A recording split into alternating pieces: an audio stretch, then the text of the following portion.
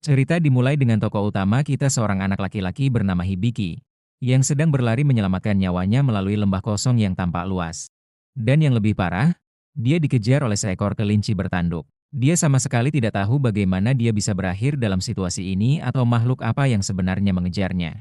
Jadi semuanya terasa benar-benar di luar dugaannya. Dia panik, bertanya-tanya dalam hati makhluk aneh macam apa itu, ketika tiba-tiba dia mendengar suara wanita yang lembut dan misterius dari udara. Suara itu mencari makhluk itu dan dengan tenang memberitahunya bahwa itu adalah kelinci bertanduk level 1. Hibiki sama sekali tidak tahu suara apa itu atau dari mana asalnya. Tetapi dia memohon agar suara itu tidak pergi karena jujur saja dia ketakutan. Kelinci itu tiba-tiba melompat tepat ke arahnya, tetapi dia nyaris berhasil menghindar. Tanpa sengaja mendarat tepat di atasnya dan menghancurkannya sampai mati. Sungguh keberuntungan yang luar biasa. Sementara itu, jauh di dalam hutan misterius, kita melihat seorang gadis elf cantik berjalan melewati pepohonan yang lebat. Tiba-tiba suara laki-laki yang tak dikenal mulai menuntun jalannya, menyuruhnya untuk terus menuju ke barat karena ada sesuatu yang sangat berharga menunggunya di sana. Kembali ke Hibiki, dia sangat lega karena entah bagaimana dia selamat dari monster tersebut. Tapi dia masih sama sekali tidak tahu di mana dia berada atau suara misterius apa itu. Di tengah kebingungan, dia pun memeriksa ponselnya dan melihat sinyalnya nol. Benar-benar tidak ada sinyal sama sekali, yang benar-benar membunuh harapan untuk meminta bantuan. Hanya untuk mencegah dirinya kehilangan akal sehat, dia pun menganggap bahwa suara itu tidak nyata, dan dia hanya berhalusinasi karena panik. Dia mulai merasa sedikit lapar dan benar-benar berpikir untuk memakan kelinci bertanduk itu, tetapi dengan cepat mengurungkan niatnya, karena dia tidak tahu apakah aman untuk memakannya di dunia yang aneh ini.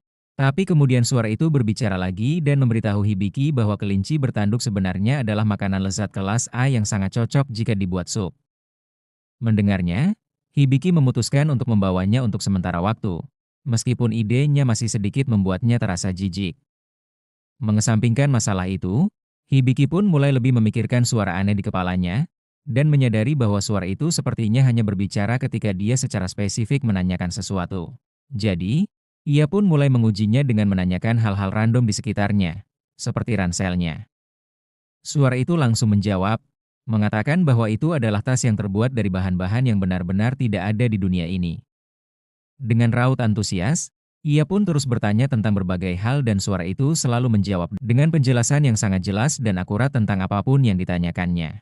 Menyadari betapa bermanfaatnya hal ini, Habiki bertanya-tanya apakah suara itu juga bisa mencari informasinya. Dan tiba-tiba, layar bercahaya muncul tepat di depannya menunjukkan semua statistiknya. Ia melihat semuanya dan melihat bahwa detail seperti nama dan usianya semuanya benar.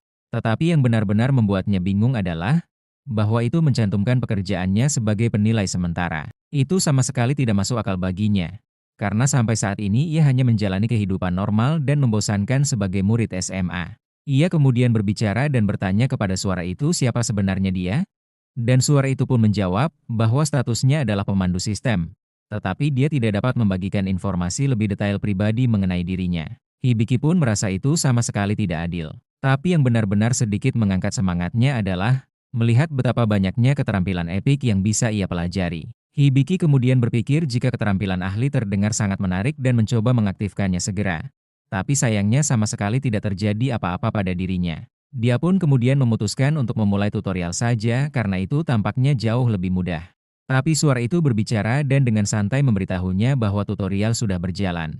Hibiki tidak tahu apa maksudnya. Jadi dia melanjutkan dan mencoba keterampilan peta dunia. Sebuah tampilan holografik keren muncul tepat di depannya. Dia melihatnya dengan saksama dan menyadari itu sebenarnya bukan peta.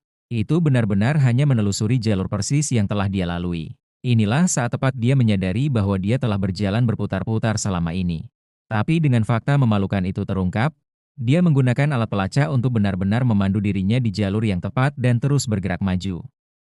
Menjelang matahari terbenam, dia akhirnya melihat jalan yang sebenarnya. Tetapi dia terlanjur bersemangat sehingga tersandung kakinya sendiri, dan jatuh tersungkur tepat di jalan berbatu. Saat dia perlahan duduk, suara sistem dengan riang mengumumkan bahwa dia baru saja mendapatkan gelar terdampar di Isekai. Hibiki benar-benar terkejut heran dengan pencapaian yang begitu random, tetapi dia dengan cepat menyadari bahwa dia memiliki hal-hal yang jauh lebih besar untuk dikhawatirkan, karena monster raksasa yang menakutkan tiba-tiba menjulang tepat di atasnya. Dia benar-benar berpikir ini sudah berakhir, Tetapi kemudian panah sihir bercahaya melesat entah dari mana dan langsung menjatuhkan monster itu.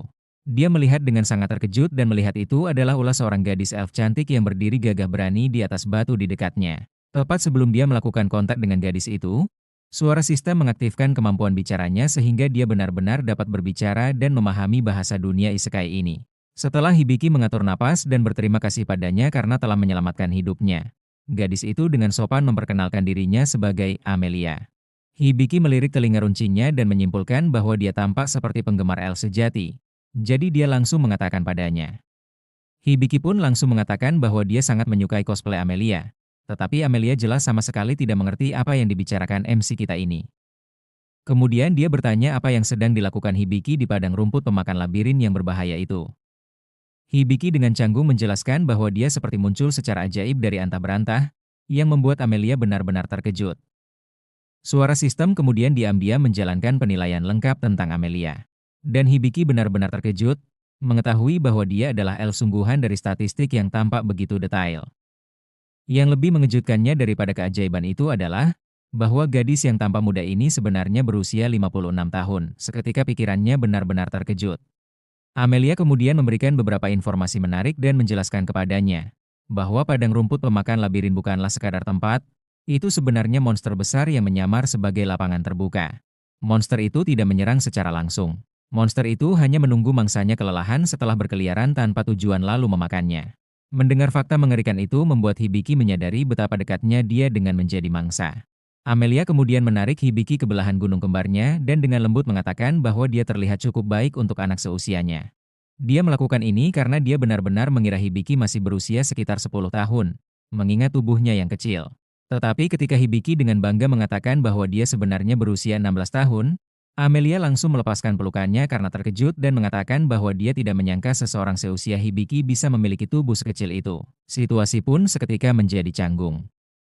Malam tiba tak lama setelah kesalahpahaman lucu itu dan mereka mendirikan perkemahan yang nyaman, di mana Hibiki belajar bahwa di dunia isekai yang gila ini, seseorang secara resmi dianggap dewasa tepat saat berusia 15 tahun. Setelah menghabiskan sup kelinci bertanduk legendaris untuk makan malam, Hibiki dengan santai bertanya kepada Amelia di mana mereka saat ini berada. Seketika reaksi Amelia sangat terkejut. Dia langsung menyemburkan teh panasnya ke wajah Hibiki setelah mendengar pertanyaan tersebut. Namun setelah itu dengan panik dia pun menyeka wajah Hibiki sambil meminta maaf, mengatakan bahwa mereka saat ini berada di wilayah kerajaan Habarastia. Hibiki hanya mengangkat bahu dan mengatakan bahwa dia tidak tahu karena dia datang jauh-jauh dari Jepang. Tentu saja Amelia sama sekali belum pernah mendengarnya, yang hanya 100% menegaskan kepada MC kita ini bahwa dia benar-benar terdampar di isekai. Amelia menduga Hibiki pasti merasa sangat kesepian karena jauh dari rumahnya. Jadi, dengan manisnya ia mengatakan akan mengantarnya ke kota besok, dan Hibiki sangat berterima kasih. Kemudian saat Hibiki tidur, Amelia diam-diam mengawasinya dan sampai pada kesimpulan yang menghangatkan hati, bahwa ia pasti adalah makhluk berharga yang diceritakan roh kepadanya sebelumnya. Dan tak lama setelah pemikiran yang mengharukan itu ia pun tertidur. Beberapa saat kemudian, Hibiki mulai bermimpi tentang kehidupan masa lalunya. Ia mengingat kenangan yang sangat hangat saat bersama 3 sahabat terbaiknya, Amane, Kyoko, dan Tiki, ketika bersantai di restoran tempat Amane bekerja. Ketiga sahabat itu sangat berarti baginya, meskipun mereka tidak pernah melewatkan kesempatan untuk mengolok-oloknya karena terlalu pendek untuk anak berusia 16 tahun. Setelah momen nostalgia itu, mimpinya tiba-tiba bergeser ke momen tepat bagaimana ia berakhir di isekai ini. Itu adalah hari terakhir sekolah sebelum liburan musim panas. Dan dia baru saja akan masuk ke kelas ketika tiba-tiba kilatan cahaya yang sangat terang menghantamnya dari dalam sana. Begitulah awal mula bagaimana ia bisa terdampar di sana. Kemudian dia pun akhirnya terbangun dan langsung memeriksa ponselnya yang benar-benar mati, memikirkan betapa khawatirnya teman-temannya saat ini. Mencoba menjernihkan pikirannya, dia kemudian melihat ke langit malam dan melihat beberapa bentuk hijau bercahaya misterius melayang tepat di atas mereka.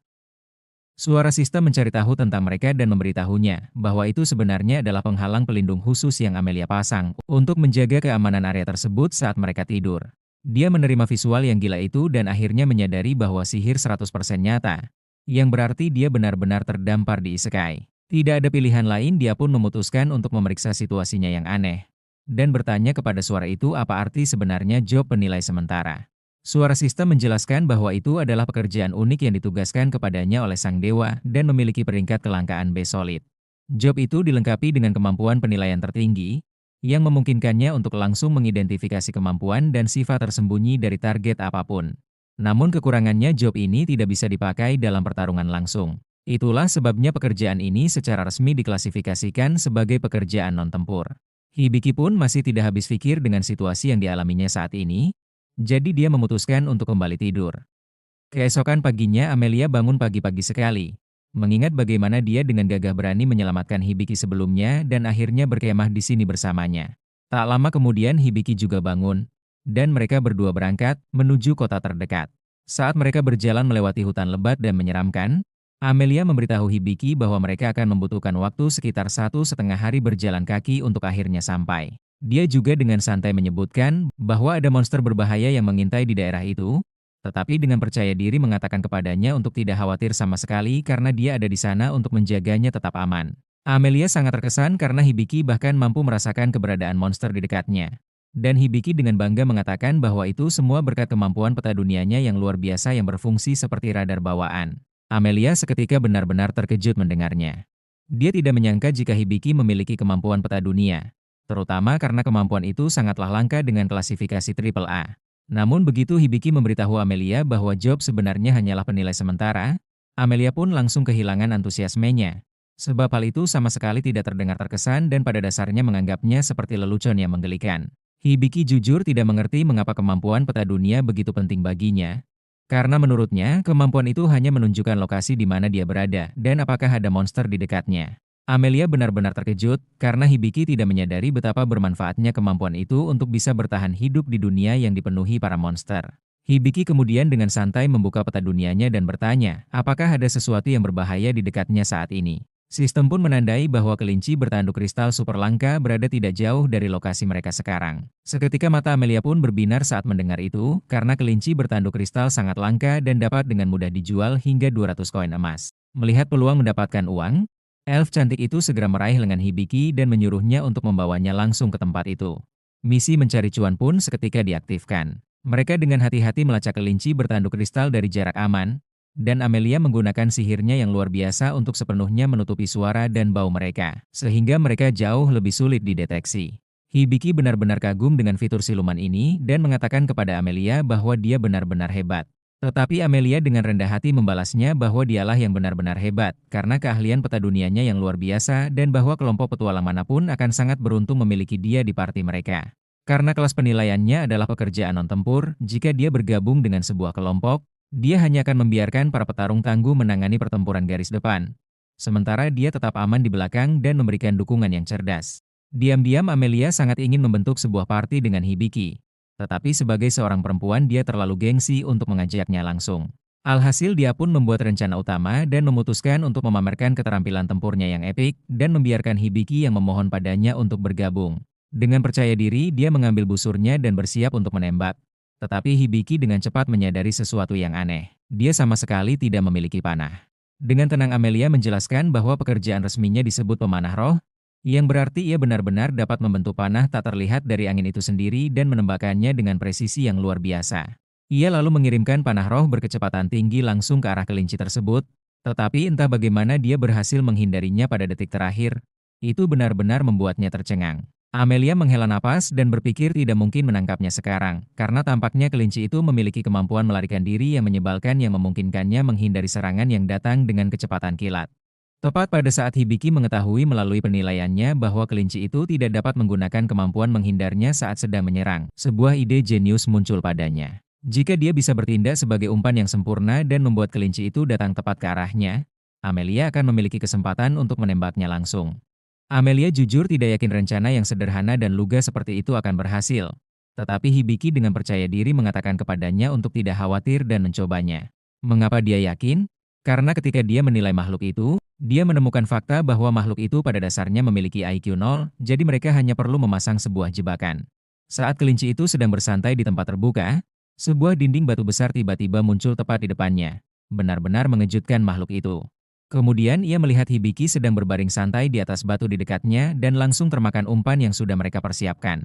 Kemudian tepat saat makhluk itu menerjang ke depan untuk menyerangnya, Amelia dengan sempurna membidik dan menjatuhkan hewan itu seketika. Tembakan tepat di kepala, Amelia benar-benar terkejut bahwa rencana sederhana itu benar-benar berhasil dengan sempurna. Yang dibutuhkan hanyalah memasang beberapa dinding batu strategis untuk memblokir setiap jalur pelarian lainnya dan mengarahkan kelinci langsung ke Hibiki. Namun, mari kita jujur sejenak. Itu juga berarti kelinci itu menganggap Hibiki sebagai mangsa yang sama sekali tidak berbahaya. Suara sistem kemudian tiba-tiba memberitahu Hibiki bahwa kemampuannya telah meningkat. Hibiki seketika kebingungan, sebab Amelia lah yang sudah mengalahkan makhluk tersebut. Akan tetapi Amelia dengan lembut menjelaskan bahwa Hibiki menggunakan kemampuan penilaian yang hebat sepanjang pertarungan dan bahkan dengan berani mempertaruhkan dirinya sendiri sebagai umpan pamungkas. Jadi secara tidak langsung dia terlibat dalam pertarungan sehingga mendapatkan XP dan peningkatan level. Sementara itu jauh di alam surgawi, kekuatan yang lebih tinggi dan misterius yang pada dasarnya adalah dewa sedang melihat perkembangan pesat MC kita sejauh ini. Tetapi sang dewa dengan cepat mengingatkan bahwa ini masih dalam fase tutorial.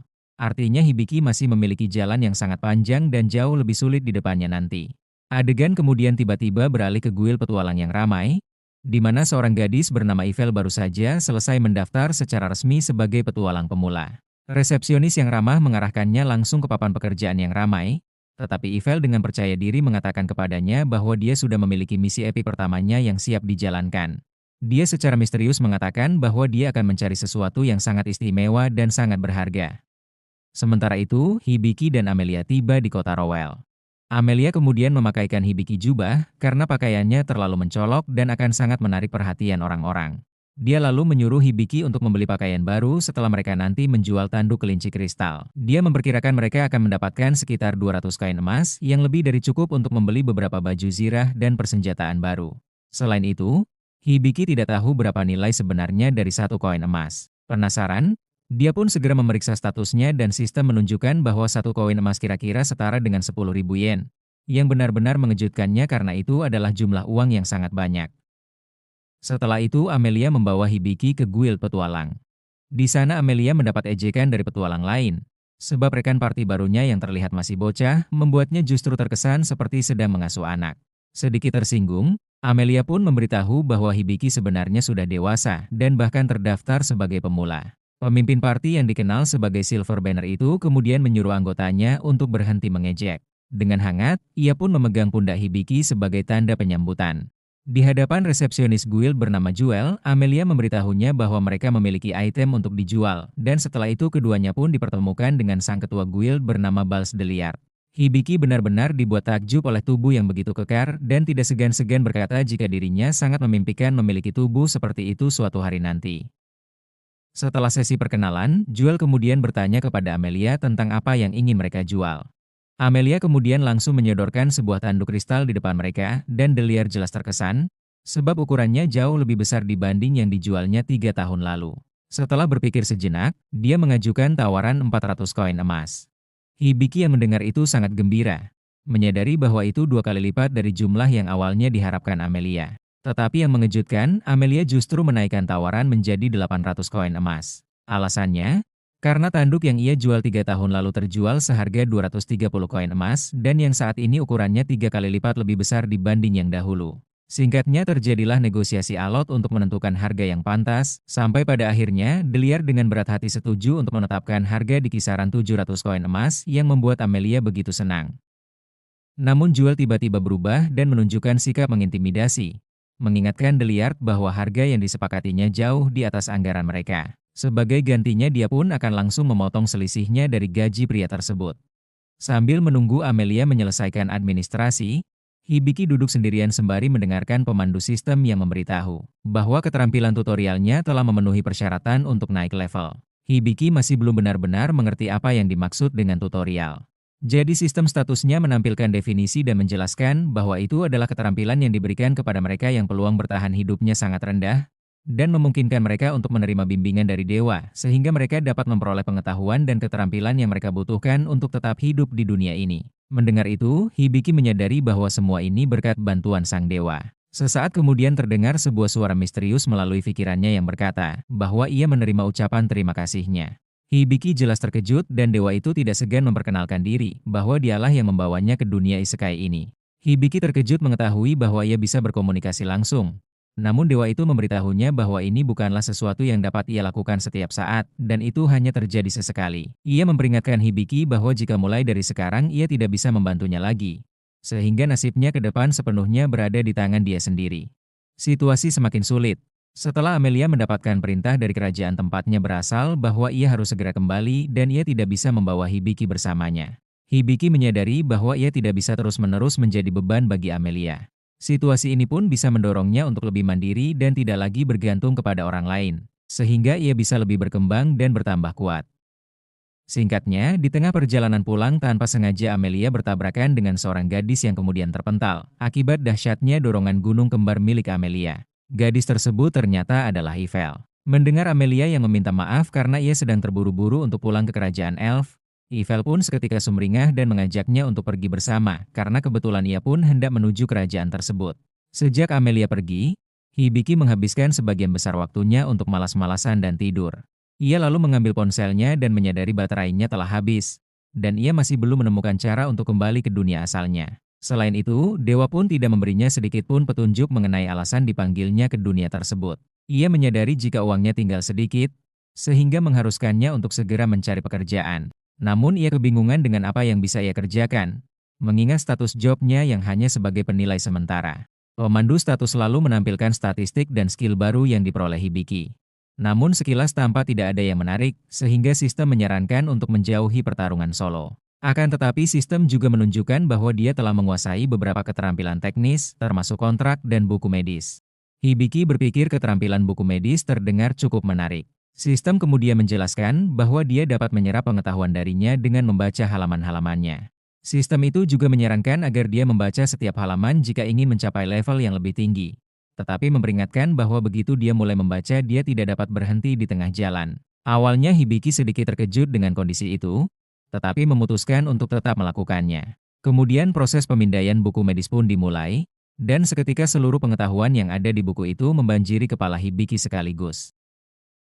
Singkatnya proses yang cukup melelahkan itu pun akhirnya selesai. Sebelum pergi ke kuil petualang, Hibiki menyempatkan waktu untuk membeli sebuah baju zirah dan persenjataan ringan.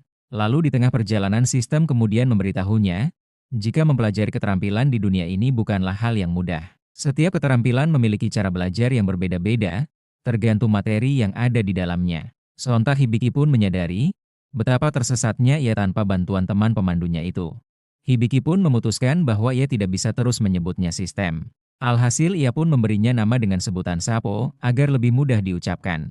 Setibanya di kuil dan hendak mencari pekerjaan, datanglah sekelompok petualang membawa rekannya yang terluka parah bahkan di ambang kematian. Ketika melihatnya dengan seksama Hibiki menyadari bahwa itu adalah kelompok party Silver Banner. Temannya berteriak panik, mengatakan bahwa ia terkena serangan serigala rubi perak dan ia yakin Daliart akan mampu menghentikan pendarahannya. Tetapi kemudian ia terhuyung dan mereka berdua jatuh ke lantai. Ia menyebabkan kaki pria yang terluka itu mulai berdarah lagi.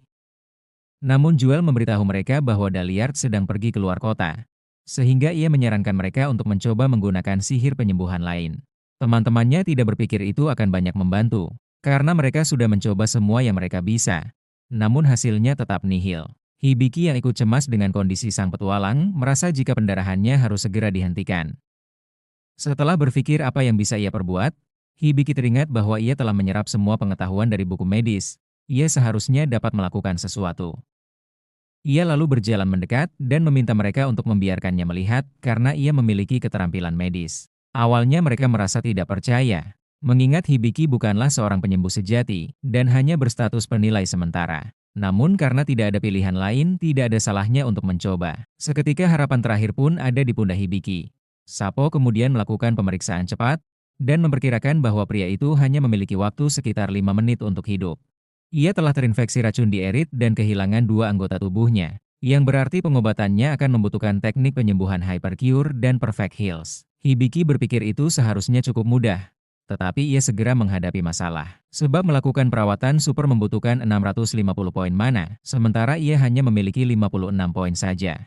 Hibiki dengan cepat menyadari bahwa mengetahui cara melakukan perawatan tidak berarti apa-apa jika ia tidak memiliki mana yang cukup untuk melakukannya. Ia mulai berpikir keras tentang apa yang sebenarnya dapat ia lakukan. Sapo kemudian menyarankan agar ia menggunakan keterampilan kontraknya di mana orang-orang di sekitarnya dapat membuat perjanjian dan mentransfer mana mereka langsung ke Hibiki, sehingga ia memiliki cukup poin untuk melakukan perawatan. Tidak ada waktu untuk berpikir. Semua orang yang ada di sana pun langsung menyetujuinya. Seketika proses itu pun dijalankan, di mana aliran mana dari orang-orang mulai mengalir dan membanjiri tubuh Hibiki dengan kekuatan. Setelah mana dan MP yang dibutuhkan terpenuhi, ia pun memulai dengan teknik penyembuhan Hypercure untuk membersihkan racun sepenuhnya dari tubuh pria itu, lalu diikuti dengan penyembuhan Perfect Heals yang langsung melepaskan sinar biru terang. Setelah semua proses itu selesai, semua orang terkejut melihat kondisi sang petualang yang telah pulih bahkan dengan anggota tubuh lengkap. Di sisi lain, Hibiki merasa lega karena telah berhasil, tetapi ia pingsan tak lama setelah itu. Beberapa jam kemudian, Hibiki pun tersentak bangun karena Sapo mengumumkan peningkatan levelnya, serta beberapa keterampilan yang didapat. Jewel menghampirinya dan berterima kasih kepadanya karena telah menyelamatkan pria sebelumnya. Ia pun mengungkapkan bahwa pria itu sebenarnya adalah adiknya bernama Jade. Hibiki bingung karena Jade adalah manusia sedangkan dirinya Beastman. Jewel menjelaskan bahwa mereka saudara beda ibu. Selain itu, Hibiki memberitahu Jewel untuk tidak berterima kasih padanya, karena dia bisa melakukannya berkat mereka yang meminjamkan poin mana. Jewel mengakui itu, tetapi juga menunjukkan bahwa tanpa kehadirannya, Jade tidak akan selamat. Jadi dia dengan tulus meminta Hibiki untuk menerima rasa terima kasihnya. Setelah itu, Jewel memberitahu bahwa mereka telah sepakat untuk merahasiakan kekuatan Hibiki yang dapat menggunakan Hypercure dan Perfect Heals dengan sempurna. Kemampuan itu sangatlah langka, dan orang yang bisa melakukannya dianggap sebagai master. Dan pastinya akan diincar oleh pihak-pihak yang memiliki kepentingan. Karena itulah, Jewel menyarankan agar Hibiki mempertimbangkan untuk bergabung dengan sebuah party. Karena berada di sekitar petarung akan jauh lebih aman baginya. Hibiki memikirkannya sejenak dan belum sepenuhnya yakin. Karena dia tidak yakin berapa lama lagi dia akan tinggal di kota itu, dan dia tidak ingin membebankan masalah semacam itu kepada orang lain. Dia tidak menyangkal bahwa memiliki orang-orang untuk diandalkan akan menyenangkan, tetapi dia ragu itu akan berhasil. Jewel kemudian memberitahunya bahwa ada pilihan lain, solusinya dengan menyewa seorang pengawal. Adegan kemudian beralih ke manusia serigala di dalam sel tahanan, yang tengah duduk di samping seorang gadis kecil sambil menyatakan bahwa dia akan mencabik-cabik siapapun yang berani menyentuhnya. Keesokan harinya, Hibiki pergi ke sebuah serikat dagang untuk mencari seorang pengawal. Ia pun diperkenalkan kepada pemiliknya yang bernama Ajartan Dobi. Begitu melihat Hibiki, Dobi langsung bersikap sangat ramah, bahkan cenderung menjilat. Rupanya, ia memiliki kemampuan khusus untuk mencium potensi kekayaan seseorang, baik yang sudah kaya maupun yang akan segera menjadi kaya. Hibiki kemudian ditawari beberapa kandidat pengawal bertubuh kekar. Namun, ia menolak semuanya. Bukan karena mereka lemah, melainkan karena tidak satu pun memiliki jumlah MP yang cukup. Hibiki membutuhkan pengawal dengan mana tinggi, agar bisa memaksimalkan kemampuan penyembuhan dari buku medis yang ia miliki. Dobi pun menjelaskan bahwa masih ada pilihan lain. Namun, pada saat yang sama, Hibiki mendapat bisikan dari dewa yang menyarankannya untuk mencari sendiri pengawal yang tepat. Saat Dobi hendak menunjukkan pilihan berikutnya, perhatian Hibiki tertuju pada sebuah ruang jeruji besi di sampingnya. Dobi sebenarnya tidak menyarankan tempat itu, karena yang ada di dalam sana dianggap tidak cocok untuk pekerjaan biasa maupun pertempuran. Mereka juga merupakan orang-orang yang tidak bisa kembali ke tanah asalnya, sehingga hanya dibiarkan tinggal di sana. Merasa penasaran, Hibiki pun meminta untuk melihat langsung. Ia kemudian dibawa ke dalam dan menemukan seorang manusia serigala yang tampak melindungi seorang gadis kecil. Hibiki pun bertanya mengapa mereka dikurung.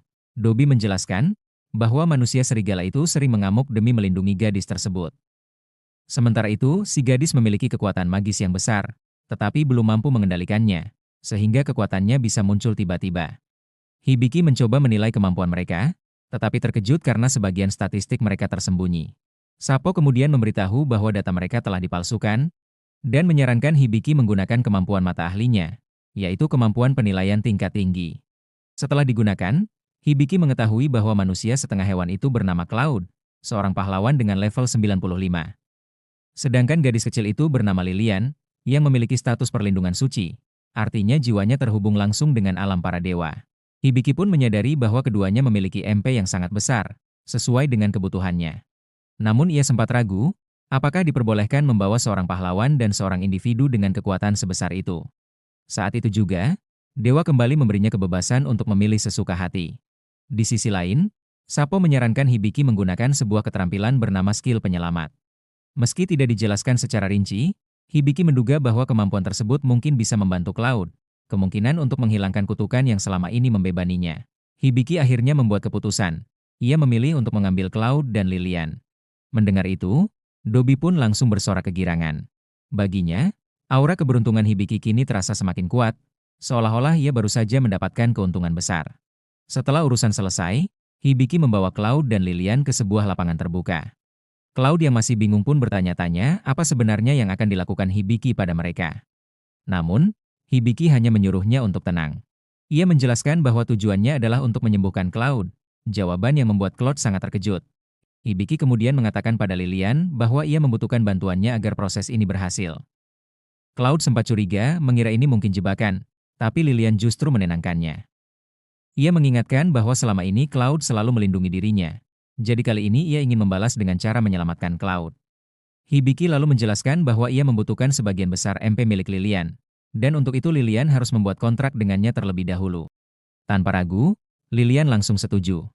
Ia pun menyerahkan MP-nya kepada Hibiki, memberikan energi yang cukup untuk mengaktifkan teknik penyembuhan sempurna. Dalam sekejap, tubuh Cloud yang sebelumnya terluka parah pulih sepenuhnya. Anggota tubuh yang hilang kembali seperti semula, dan semua luka lenyap tanpa bekas. Melihat itu, Lilian sangat bahagia hingga langsung berlari dan memeluk Cloud erat-erat. Cloud sendiri tak bisa menyembunyikan rasa syukurnya. Ia mengungkapkan betapa berat beban yang selama ini ia rasakan, dan kini semuanya terasa jauh lebih ringan. Hibiki menjelaskan bahwa itu kemungkinan besar karena kutukan yang selama ini menimpanya. Mendengar kata kutukan, Cloud terkejut. Seharusnya, informasi itu tidak bisa diketahui siapapun, bahkan oleh pengguna kemampuan penilaian sekalipun. Hibiki kemudian menambahkan bahwa Cloud sebenarnya adalah seorang pahlawan, dan Lilian kelak akan menjadi seorang sage. Hibiki pun menjelaskan bahwa ia mendapatkan kemampuan mata ahli langsung dari dewa. Mendengar itu, Cloud langsung terdiam. Ia tahu betul betapa luar biasanya kemampuan tersebut. Tanpa menunggu lama, Hibiki mencoba mengangkat kutukan yang ada pada Cloud dengan mengaktifkan kemampuan skill penyelamatnya. Kemudian sesuatu yang tak terduga terjadi, rantai-rantai goib muncul entah dari mana dan langsung membelenggu Cloud.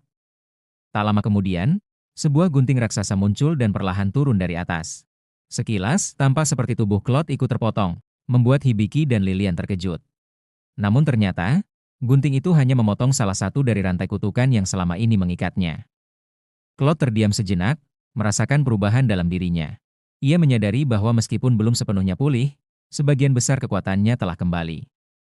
Dengan penuh hormat, ia menundukkan kepala kepada Hibiki dan dengan tulus meminta maaf atas sikapnya yang kasar sebelumnya. Setelah mengatakan semua itu, Cloud mengungkapkan keinginannya untuk melakukan upacara kesetiaan dengan Hibiki. Hibiki yang belum pernah mendengarnya pun merasa bingung. Cloud lalu menjelaskan dengan tenang bahwa itu adalah ritual suci, di mana ia akan mengabdikan seluruh jiwanya, dan bersumpah untuk selalu setia mendampingi Hibiki apapun yang terjadi. Saat itu, Sapo ikut memberi saran. Ia menyarankan Hibiki menggunakan keterampilan kontrak dalam upacara tersebut. Dengan kemampuan itu, janji yang dibuat tidak hanya sekadar kata-kata, tetapi benar-benar mengikat kedua belah pihak. Artinya, jika Hibiki dan Cloud membuat kontrak, mereka wajib menepati semua yang telah disepakati. Hibiki mempertimbangkan sejenak, lalu merasa tidak ada hal buruk dari itu sehingga ia pun setuju. Cloud dengan tulus menyatakan kesetiaannya, dan setelah Hibiki menerima sumpah itu, kontrak resmi terbentuk di antara mereka. Tak lama kemudian, muncul tanda di pergelangan tangan mereka berdua, sebuah lambang roh cahaya. Tanda itu menjadi simbol ikatan dan kesetiaan yang kini mereka miliki bersama. Lilian yang menyaksikan semua itu terlihat sangat bahagia. Hibiki menjelaskan kepada Cloud dan Lilian alasan mengapa ia membutuhkan MP dari orang lain adalah agar ia bisa menggunakan kemampuan Perfect Heals miliknya. Setelah keduanya mengerti, mereka bertiga melakukan kontrak berbagi, yang membuat kemampuan kontrak milik Hibiki meningkat. Cloud kemudian menyadari bahwa sejak tadi Hibiki seperti berbicara sendiri, ia pun bertanya tentang hal itu. Hibiki menjelaskan bahwa suara tersebut adalah sesuatu yang membantunya memahami berbagai hal dan membimbingnya. Mendengar penjelasan itu, Cloud langsung terdiam dengan ekspresi terkejut. Ia menyadari bahwa yang dimaksud Hibiki adalah keterampilan tutorial, sebuah kemampuan langka yang diberikan langsung oleh sang dewa. Dari situ, Cloud menyimpulkan bahwa Hibiki kemungkinan besar berasal dari dunia lain. Hibiki pun terkejut karena Cloud bisa sampai pada kesimpulan tersebut. Ia lalu bertanya apakah hal itu menjadi masalah.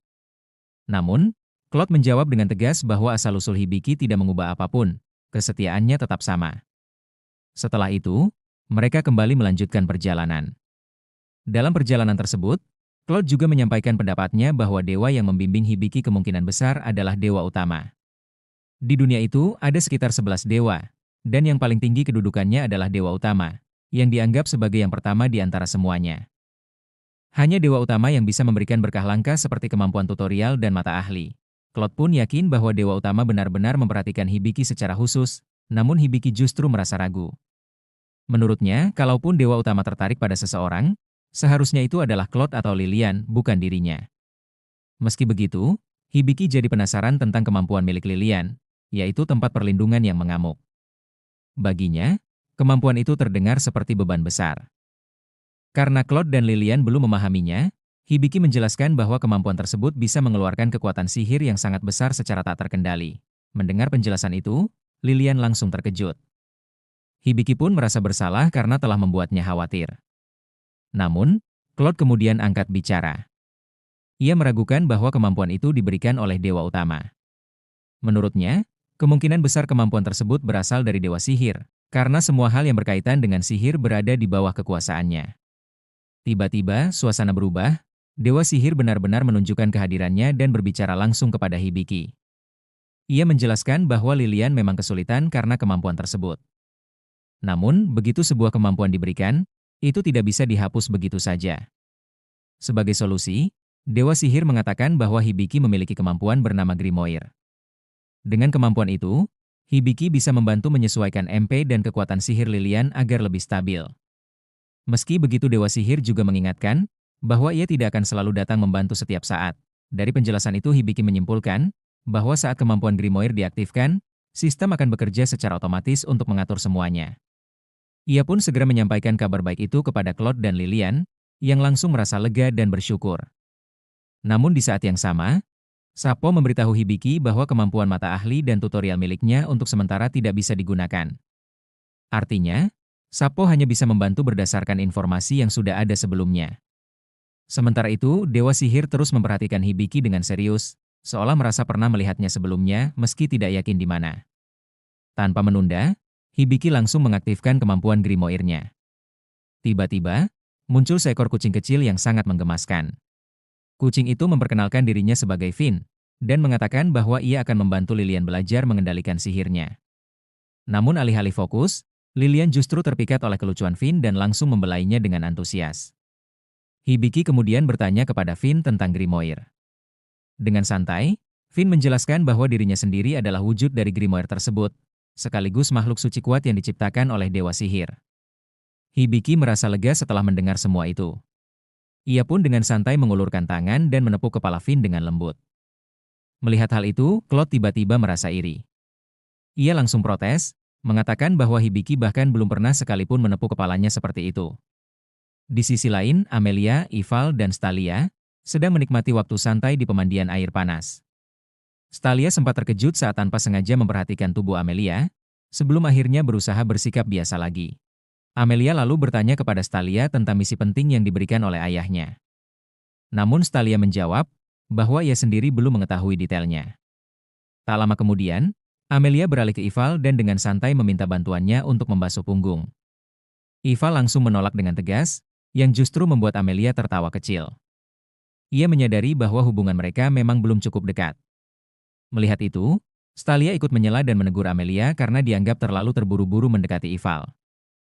Menurutnya, hal seperti saling membasuh punggung bukan berarti otomatis membuat dua orang menjadi akrab. Ival yang mendengar percakapan itu hanya tersenyum tipis. Lalu secara tiba-tiba, ia berdiri dan mengatakan bahwa ia akan membantu Amelia, membuat Amelia seketika terkejut. Dengan santai, Ival menjelaskan bahwa itulah yang seharusnya dilakukan oleh seorang teman. Sekarang Hibiki memiliki beberapa teman hebat di sisinya, dan dia ingin memastikan mereka siap bertempur. Ia memperhatikan Claude memilih baju zirah dan tombak yang kuat, sementara Lilian mendapatkan pakaian baru yang sangat cocok untuknya. Penjaga toko dengan senang hati melayani mereka, bahkan menetapkan harga total 25 koin emas. Hibiki dan Lilian terkejut karena mahal, tetapi Claude menganggapnya murah. Lilian merasa bersalah karena membeli untuk dirinya sendiri, dan sempat ingin mengembalikan jubahnya, namun Hibiki tetap membiarkannya. Ia bahkan menyuruh Lilian memilih tongkat agar bisa belajar sihir. Meski senang melihat Lilian bahagia, Hibiki sadar tabungannya hampir habis. Setelah perlengkapan lengkap, Finn mulai melatih mereka. Claude sudah cukup kuat, tetapi Hibiki dan Lilian masih kurang pengalaman. Finn berniat mengajari mereka sihir, menggunakan kemampuan langka bernama Grimoire, yaitu kekuatan untuk mempelajari berbagai pengetahuan. Namun, Hibiki hanya bisa menggunakan sihir dasar yang membuatnya kecewa.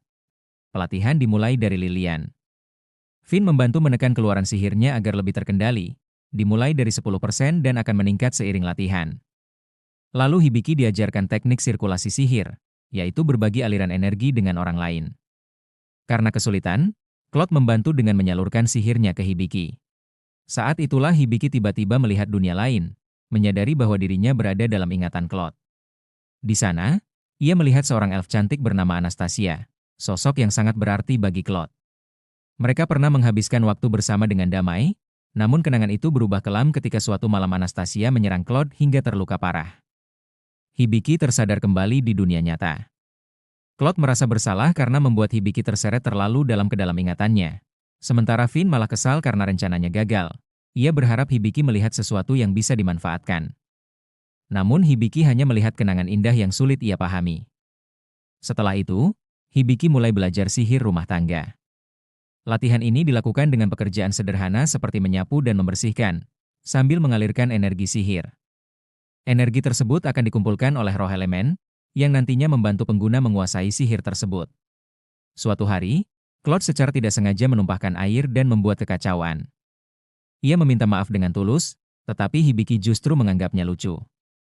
Pujian itu membuat Claude mengalami kebingungan perasaan yang belum pernah ia rasakan. Hibiki terus membersihkan dengan tekun demi mendapatkan perhatian roh elemen, meski hasilnya belum terlihat.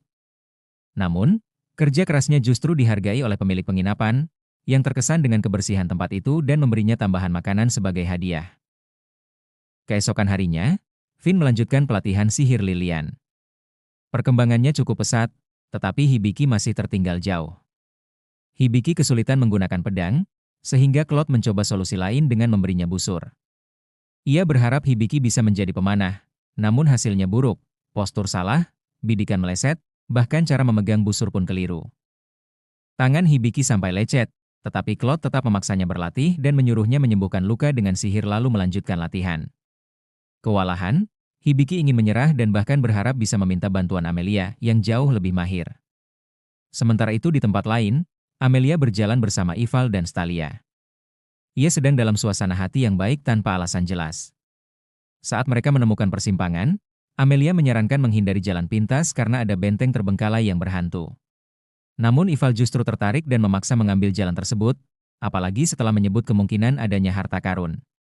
Karena mereka kekurangan uang, Amelia akhirnya setuju untuk menjelajahi benteng itu. Di sisi lain, Hibiki dan kelompoknya tetap berlatih seperti biasa. Kali ini Hibiki bertugas memasak, dibantu Lilian yang antusias.